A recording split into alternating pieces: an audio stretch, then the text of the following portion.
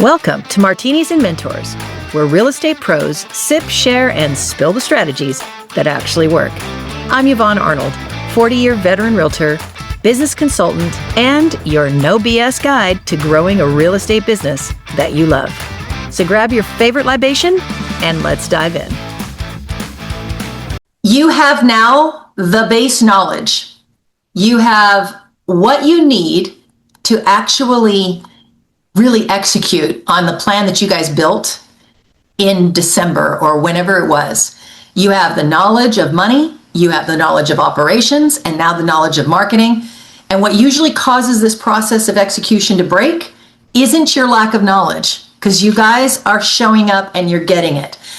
It's taking ownership of how it's going to actually happen. So, one of the things that I'm going to talk about today is just that. I've been around many, many decades, and over the last 16 years, I have helped a lot of agents build out their ops, their operation systems, processes, profits, and systems, right? And people. So the reason that I did it was similar to what Andy did, why he did it, was because I got tired of watching people struggle and then end up dying broke. And there's no reason for that in our industry. So what we're going to do today is we're going to talk a little bit about the O.P.P.S and the integration glue. Okay. So when we talk about integration glue, this is what I mean by this. If these parts of the business, they don't dance with each other, then the humans break down. Okay. So humans don't get to dance either if these aren't dancing together. So if your business feels chaotic, fragile, harder than it should be, if that's kind of where you feel right now, you're feeling a little bit like, why is this so damn hard? Okay. Yeah, exactly. I'm seeing that and I hear it and I know it. But here's the problem. It's not a market problem. Everybody wants to say it's a market problem. Okay. It's really not a market problem. It's a take ownership problem. So ownership isn't about your title. It's not about working harder. And it's definitely not about being the best at the work that's done. As you have seen, and probably around you, the people that are actually getting deals, the kid in wherever he was, Arizona or whatever it was, that did 80 deals from just posting consistently every single day, and doing the same thing, that was taking ownership of one thing and not being distracted by everybody telling you have to do everything. All right. It means working on the structure, taking the responsible part of structuring and not just about the results. So most people say they own a business, but what they actually own is just a job with overhead, as Andy was talking about. Because when we start looking at the back end of these businesses, you guys, they're really, really ugly. And it's the saddest and the worst part about what we do. And when we start seeing that, we have to really, this whole structure of what somebody has built. So you can't outsource your ownership. You can't delegate, that's a tough word. I can't delegate the clarity around it, okay? And you really can't scale what you refuse to stabilize. So when we talk about operations, people, profits, systems, we're talking about if you ignore one of them, the others eventually crack. If you overbuild one, so let's say you go deep in your marketing and you overbuild it. Well, what's going to happen to everything else around that part of it? So when we say overbuild marketing, you go deep in it because somebody told you you've got to post everything and they're not giving you the advice that Will just gave you. Well, you create the imbalance of the rest because usually that marketing is going to cost you a bunch. You go and hire a bunch of people to do it for you. Now your profits are tanking. There's no system in it, so you have no oversight on what those people are actually doing for you. So now you can't measure what you're not tracking. So it's complete imbalance. Ownership means that you build these you don't build these accidentally, okay? You build them deliberately. It's the nervous system. If you think about your nervous system in your body, all of these things The nervous system and the ownership is what that nervous system is. And if anything goes out of whack, all of these will fall apart. Now, what actually happens when a lead comes in? I want you to think to yourself, this is operations. If we look at what operations is, because most people don't really understand what it is, it's what actually happens when a lead comes in, a client says, yes, I want to work with you, something goes wrong, and you have to fix the problem. The ownership of that operations means that, is it repeatable? If a lead comes in, does what you have built and taken ownership of on repetition, okay? Is it documented somewhere? Have you dumped it out of your head yet to actually be able to then, what, delegate it, right? And can someone else run this without you having to jump in to fix the problems every single time? These are the questions you should ask yourself. Now, if the answer is no, that's not a people problem. That's an ownership issue. So if you're micromanaging, then you're not really being an owner. Strong owners are very clear. They are clear on the people you hire. Generally, seriously, when we start getting into the people now, the people you hire, they want to please you. They do. They come to you and they say, I want to work with that person. That person's got it going on. And they want to please you. But they don't fail because they're lazy. They fail because your expectations are vague. Their roles that they're supposed to be working in are super blurry, and success isn't defined. So who actually owns the role of transactions, of marketing, of agents? Who's owning that role? Okay, what is the role? Do you have a good look at what that role is? Have you assigned the decision rights? So if you assign leads to an agent on your team, are they aware of and do they understand it's now their right to decide what to do with it? You have to, and you've trained them to do that. If you have a transaction coordinator, it's their job and their right to design how that's going to happen based on your guidelines, because it's your business. You define what good looks like. You assign those decision rights. If everyone needs you to decide everything every day, you didn't hire wrong, you built wrong. If they're sitting there like little puppy dogs waiting for a treat at the dinner table for you to tell them what to do next, you didn't hire wrong, you built wrong. Now, profits. As Andy taught us today, revenue is really noise. It's that sexy number. Everybody wants to tell you about GCI and volume. Everybody wants to say those numbers because they're big, they're sexy. However, profit is truly the truth. Profit tells you whether your decisions are working, and the ownership of it means you know your numbers, you understand your margins, and you don't confuse cash flow with success. So how much will it make or cost for people, for marketing, and for lead gen? These are really basic things that you need to know. If it costs you to buy Google Workspace to bring all your operations together into one place, then you probably should spend that money. If you are spending dollars on marketing, if you're boosting for just the sake of boosting and you don't have a strategy around it, that's costing you money. If you're busy right now, but you're broke, then you're growing. What we see a lot in teams, they grow fast, but it's stressed growing. It's not really profitable growing. It's broke growing. Okay. So it's a situation where you have to analyze what you're trying to accomplish. Now, systems, they're not fancy tech. Okay. So I talk a lot about the technology that is out there for us to use. There is tons of products. Listed Kit AI is my newest, latest, greatest find. I love them. I've used them myself for my own transactions. It's an AI transaction coordinator, transaction management system.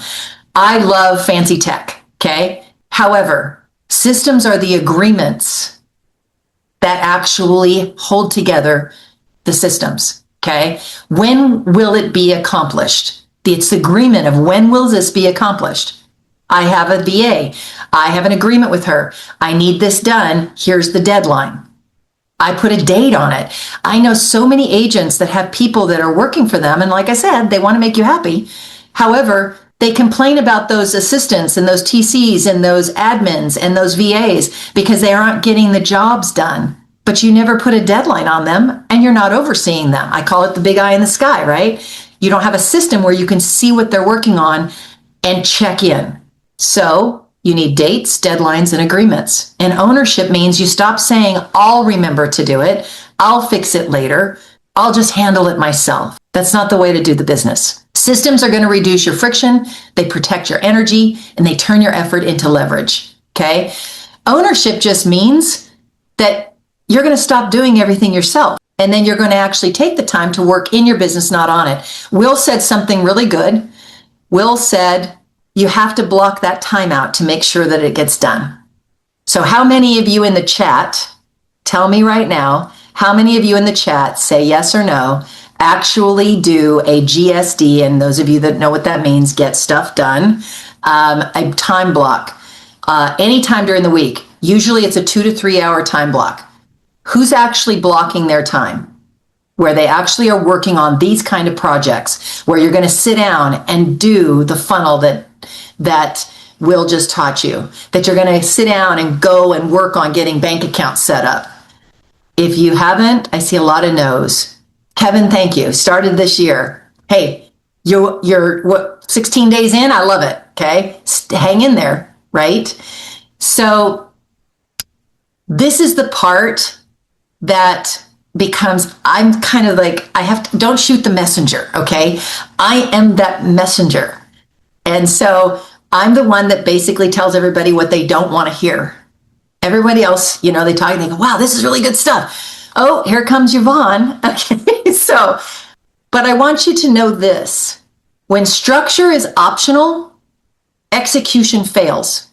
When execution fails, everybody in this industry, everybody on this call, including myself and Kaylee and Will and Andy, we've all felt the business fracture. It's one of the driving forces of why I do what I do, is because I want to help people not have a fractured business, because I've seen what happens when that execution doesn't fail.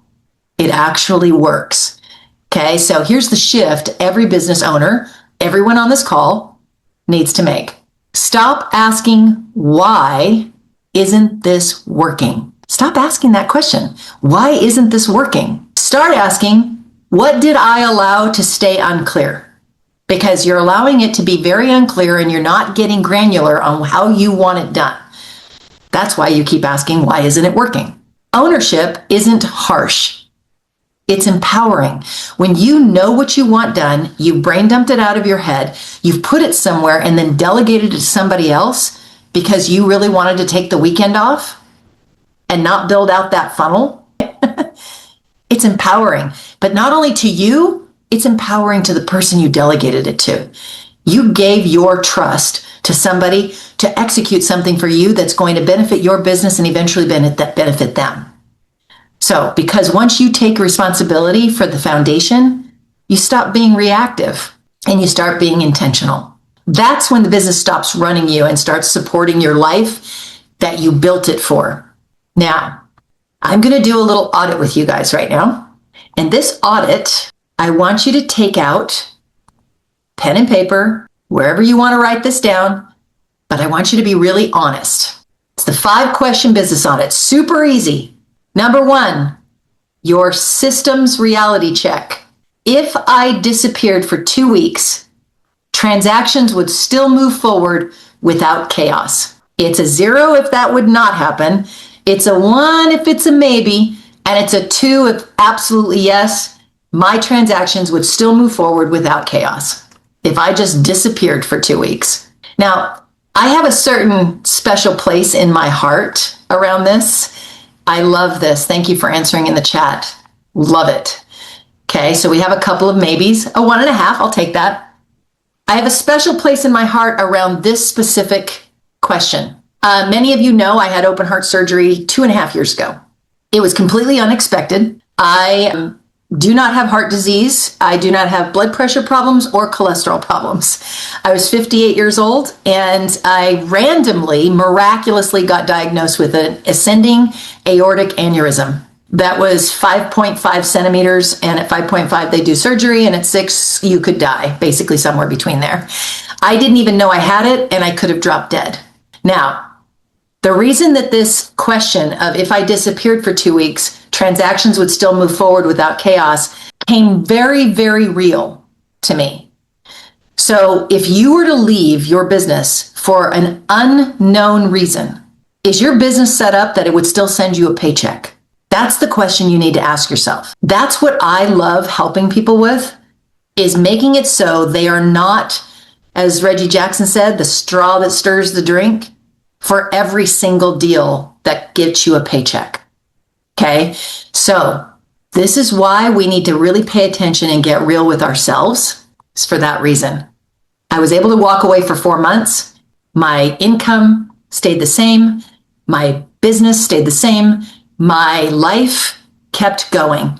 Thank God, right? Number 2, the time value audit. Andy addressed this quite a bit. Most of my week is spent on $1,000 per hour tasks. That means strategy, negotiations, price reductions, appointments for listings and buyer showings and contracts and growth of your business, not the $10 an hour tasks. Thank you for answering. 0 if you cannot say that. 2 if you absolutely can. The next audit question is people leverage test. I have support, VAs, TCs, freelancers, partners, teams, handling tasks that don't require me. Judd, is that the last question? You have people that support you, that don't require you. They do your stuff. Trish, 2s. I love seeing the 2s, you guys. I love seeing the 2s. So guess what? If you answered 1s or 0s on the previous questions, guess what you're not utilizing these people for the correct way, right? You need to be utilizing them more. Profit clarity check. I know my real profit, pay myself intentionally, and separate profit from expenses and cost of sales. 000s. Oh no, Joni's blocking out time next week, and she's going straight to the bank to set up those accounts. I love it. This is super important. You guys, do not stay in a place that Andy talked about where you don't know your money. Scalability. More business would increase profit, not stress or chaos. If you got 5 more listings right now today, if your marketing paid off and you got 5 more listings and went on 3 more buyer showings and you got busy, would it increase your profit but without increasing stress and chaos? Or would your stress and chaos go through the roof? Would you be like, holy crap, I have no idea. I need to hire agents. I got to bring on some more agents because everybody wants to bring on agents, right? However, the problem is not with the people of the agents, the licensed agent side. The problem is the operation side usually. So tally it up. What are your totals? Quick interpretation is 0 to 4, you're capped off. Effort is max and structure is not. You need structure first. You need to do the deals that you can do and take time blocked out to build what Kaylee talked about, build what Will talked about, and build what Andy talked about. If you're 5 to 7, you're leaking capacity. It means growth is going to hurt. Okay? You might have some of the parts, but growth is going to hurt. And if you're 8 to 10, you're positioned to scale without breaking. Go for it. Come and see me. I'll help you take it way up. All right? So the next thing we're going to do is the decision lab. This is where you guys get to make decisions. This is the end of the call, and I want you to stay until the very last minute because this is why you're here. You're here to commit to actually executing on that plan that you wrote, to get something out of it that's going to bring absolute profit, joy, and a pleasure to do this business and not have it feel so hard. Okay? So I want you to write down your decision number 1. Decision number 1 is this week I am stopping what? Write it down. You see, before you decide to build what you're going to build, you have to decide what you're going to stop. What activity, what tool, what obligation is creating work but not leverage for you? What would immediately get lighter if you stopped doing it? Do you know why this one works? It's because it protects your capacity before you add something new. Most people skip this part. Most people just go, I'm just going to add another thing. I'm going to pile it on, man. You're going to stop procrastinating. Yeah, that's the devil, right? Wasting time, procrastinating. What's your biggest time suck? How about your social media? How about death scrolling, they call it now, right? Stop death scrolling. Put your phone down. Well, you can't stop your 2-year-old. Okay, so the 2-year-old, they're going to do chasing squirrels. Yeah, social media, exactly. Time suck, exactly. Now, decision number 2, the one system I will stabilize or document next is, what is the one system you heard today?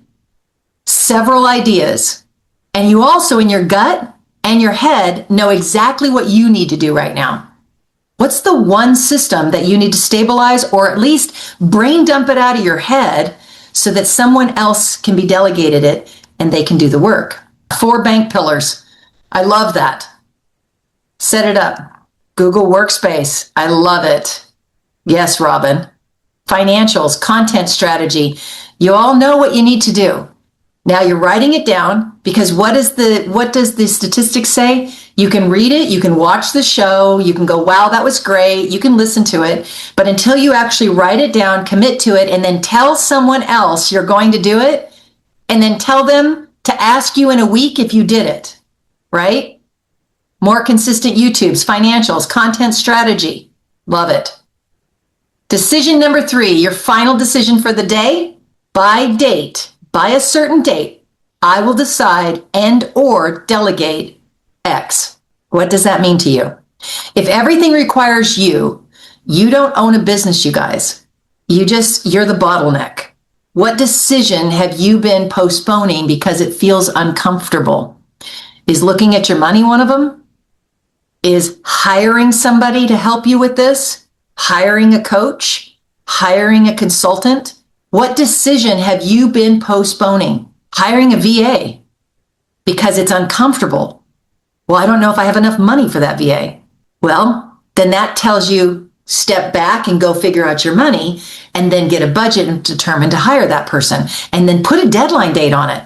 I'm going to make sure I have the money to do this by the end of the first quarter. So what do I have to do? I got to go hustle and close a couple more deals, throw that money in. Don't spend all my money. It's the uncomfortable truth, right? So you already do this well. You're already committed. You showed up here.